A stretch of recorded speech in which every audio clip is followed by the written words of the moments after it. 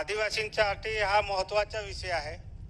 माझ्या मंत्री महोदयांना हा विनंती राहील का जेव्हा डीबीटीद्वारे आपण आदिवासींना जेही देतो ते 3 महिन्याने देतामुळे गरीब आदिवासी विद्यार्थी आहे त्या शाळांमध्ये आल्यानंतर तो डीबीटी मला भेटेल या आशावर जर 3 महिन्याने देणार तर तो त्या शाळांमध्ये 100 किलोमीटर 90 किलोमीटर 80 किलोमीटरहून लांब विद्यार्थी त्या शाळांमध्ये तो विद्यार्थी वसतिगृहामध्ये जातो आणि त्याला जर 3 महिन्याने जर त्याला डीबीटी देत असेल तर तो विद्यार्थी खाणार काय, शिक्षण करणार का खाणार काय? गरीब विद्यार्थी त्या वसतिगृहामध्ये जातात आणि म्हणून 3 महिन्यानंतर जे डीबीटी देता माझे तर मंत्री महोदयाला सरकारला विनंती आहे डीबीटी रद्द करा, जे जुने प्रमाणे द्या जेणेकरून या डीबीटी साठी आम्ही शिक्षणाचा रस्ता कशाला बघायचं वर्षानुवर्ष तोच विषय आमचा चालू आहे। म्हणून माझी पहिले स्पेसिफिक मंत्री महोदयांना विनंती आहे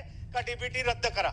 दुसरं जे वसतिगृहामध्ये जे विद्यार्थी राहतात त्यांना जे किचन शेड मधून जे जेवण दिला दडगाव अक्कलकोटचे विषय करतो मी नंदुरबार मध्ये त्याचा जेवण तयार होतो आणि 70 ते 80 किलोमीटरवर तो जेवण घेऊन जातात। तो जेवण हजारो मुलांच्या जेवण तयार असतो। त्या जेवणला सकाळी 4 वाजता तयार होतो का 5 वाजता तयार होतो तो 2-3 वाजे त्या जेवण त्या विद्यार्थीपर्यंत जातो तोपर्यंत वास मारतो।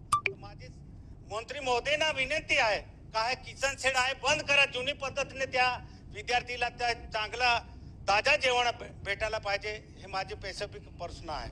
अध्यक्ष महोदय, विद्यार्थ्यांना प्रवेश घेतल्यानंतर 7 दिवसाच्या आत ऍडव्हान्स मध्ये 3 महिन्याचे पैसे दिले जाते डीबीटीत, त्यामुळे त्यांना मग किती लांब राहते हा विषय नाही, ऍडव्हान्स मध्ये दिले जाते आणि ऍडव्हान्स मध्ये मी ऍडव्हान्स मध्ये थांबा उत्तर होऊ दे